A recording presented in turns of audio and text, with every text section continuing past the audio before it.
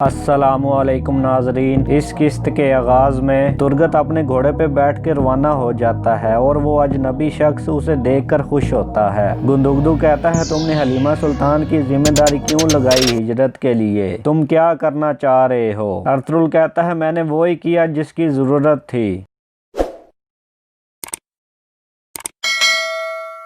जो भी इस पाक जंग में हमारे साथ आना चाहता है उसकी जिंदगी मेरी जिंदगी होगी। गुंदुगदू कहता है, तुम्हें शर्म आनी चाहिए। तुम अपने बाबा के वो अल्फाज भूल गए हो जो वो आखिरी सांस में हमारे हाथ में ले रहे थे। मैं अपना कबीला तुम्हारे हवाले करता हूँ। रियासत सल्जूक की पैरवी करना, एक रहो और जिंदा रहो। गुंदुगदू कहता है, तो तुम इस तरह हमारे इत्तेहाद की हिफाजत कर रहे हो? अर्तुगरुल कहता है, मुझे सलमान शाह ने ये रास्ता दिखाया था लेकिन आपने अपनी आंखें बंद की हुई हैं। आयमा खातून कहती हैं, आप इत्तेहाद की बात करते हो लेकिन काम उसके मुखालिफ क्यों कर रहे हो? गुंदुगदू कहता है, सुंगरतकीन को अपनी जिम्मेदारी पूरी करने दो। अर्तुगरुल कहता है, मैं आपको वो काम नहीं करने दूंगा जिसमें आपको बाद में पछताना पड़े। तुम दोनों ने अपनी लगामें कॉपी के हाथ में दी हुई हैं। जिरगे में लोग अक्चा के हक में हाथ खड़े कर देते हैं। इस तरह वो दुर्गा कबीले का सरदार बन जाता है। वो अजनबी आदमी सादतीन का आदमी था। वो जासूसी कर रहा था। सुंगरतकीन गेगली का पीछा करते करते उधर पहुंच जाते हैं। सुंगरतकीन कहता है, शहजादे को मेरे हवाले कर दो। बामसी कहता है, हम इसको आपके हवाले नहीं कर सकते भाई। सुंगरतकीन कहता है, मैं आप लोगों को नुकसान नहीं पहुंचाना चाहता। दुआन कहता है, ऐसा मत करे, इसकी हिफाजत के लिए हम अपनी जान भी दे देंगे। सुंगरतकीन कहता है, हमला करो। एक सिपाही बामसी की तरफ खंजर फेंकता है। बामसी बच जाता है लेकिन खंजर सीधा नोयान के पास जाके गिरता है।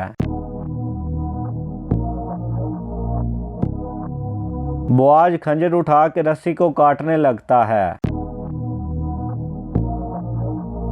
बुआज रस्सी खोलने में कामयाब हो जाता है और वो खंजर नोयान के हवाले करके भाग जाता है। सुंगरतकीन शहीद का गला दबाने लगता है लेकिन ऐन मौके पर अर्तुगरुल वहां पहुंच जाता है। अर्तुगरुल सुंगरतकीन को एक तरफ कर देता है और कहता है, बहुत हो गया भाई। इस तरह वो दोनों भाई आपस में लड़ने लगते हैं। सुंगरतकीन कहता है, मैं तुम्हें और अपने कबीले को मुसीबत से बचाना चाहता हूँ। दूसरी तरफ नोयान अपने हाथ से कील निकालने में कामयाब हो जाता है। इस तरह वो एक तलवार उठा लेता है और अर्तुगरुल की तरफ बढ़ता है।